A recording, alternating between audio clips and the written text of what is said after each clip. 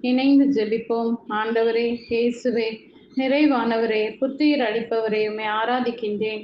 வாழ்வு தருபவரே, வழி நடத்துபவரே, உம்மை புகழ்கின்றேன். வார்த்தையால் வாழ்வு தருகின்ற இறைவா, நன்றி கூறுகின்றேன். என் தந்தையிடமிருந்து ஆசி பெற்றவர்களே, வாருங்கள். உலகம் தோன்றியது முதல் உங்களுக்காக ஏற்பாடு செய்யப்பட்டிருக்கும் ஆட்சியை உரிமை பேராக பெற்றுக்கொள்ளுங்கள் என்று இன்றைய இறைவார்த்தையில் வாசிக்கின்றேன்.